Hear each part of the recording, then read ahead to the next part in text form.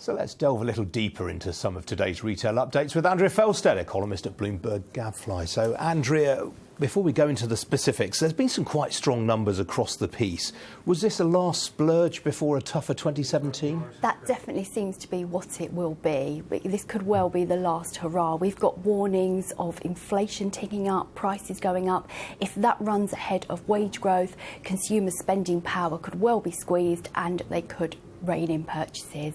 Now, is this spending being driven by consumer borrowing by and large? There's been lots of flapping recently about the level of consumer debt in the economy starting to rise again. That does look as if it's been the case, and there are all these dire warnings about clothing prices going up, electricals prices going up. It looks like consumers heeded those and they purchased now before those price rises, and some of that will have been on credit. Well, let's go into the specifics now. I mean, John Lewis, probably the standout story. Clearly they're finding it a little tougher than they thought. Let's hear what Charlie Mayfield said just now. We've started to see some inflationary pressure creeping into pricing in a few areas, but overall it's been pretty muted so far. And going forward, it's really quite uncertain as to what happens. I mean, what we do know is that sterling is 20% weaker, so there will be inflationary pressure. You know, the cost prices coming through are very likely to be higher. The big question is how much of that gets absorbed by retailers and how much gets passed on to the customer. My view is a lot will get absorbed by retailers because we're in a very intensely competitive market. But to be honest, even if it gets passed on to the customer, that's not a great thing either, because it means that, you know, prices are higher, disposable income is lower, and demand suffers, and that's not good for retail either. So either which way, weaker sterling isn't great for retail. So Charlie Mayfield of John Lewis Partnership, they're clearly rather nervous about 2017. Yes, and he's right to be with the inflationary pressure coming through.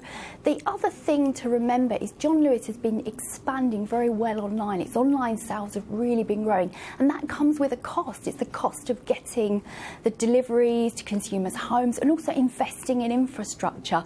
So it's not just a market issue. If you want to keep up with consumers' trends, you have to spend. What about Waitrose? They were cutting prices very aggressively all the way through the autumn. Some of their rivals were saying to me privately they thought it was a bit of panic smacked.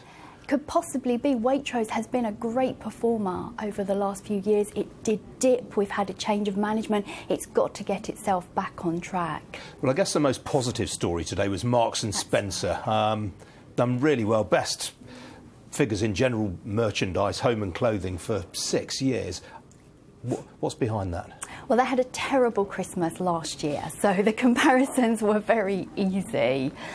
You know, they have been sort of really trying to turn around the business with price cuts, better styles, going back to their core customer, but they also had some help with the timing of the way their year-end fell, because they got an extra 5 days, and that contained the winter sale, big days of sales that flattered that top line. But they haven't been discounting as much as a lot of people thought they might do, so the pricing is sharper. The pricing is definitely sharper. What they're trying to go for is this sort of buy once, buy first time round, the price is right. You don't have to take it back 2 weeks later because they're 20% off, and that does seem to have worked. It seems like customers were trusting the prices a bit more, and they didn't do Black Friday either. They did their own sort of promotions, but they avoided that, and it really does seem to have worked for them. Makes the figures from Next last week look even more dismal now, doesn't it? That's right, because it was the same picture at Next. Next don't discount before Christmas either, but it seemed they lost out to rivals who did discount. So the picture with discounting is rather confusing. The other thing to remember is Next has been a really good performer for a lot of years. M&S is sort of coming back from a poorer situation. It's in a recovery phase, so you have to contrast those two. What about Tesco? Tesco were up, they won market share, and yet, share price reaction was pretty meh. I thought Tesco was mildly disappointing, actually. They seemed to have good momentum going into Christmas, but over that final Christmas period, that really did seem to wane, and they've blamed it on non-food. They didn't do a promotion that they did last year. Their food sales are still pretty strong, whereas Sainsbury's food sales were weaker.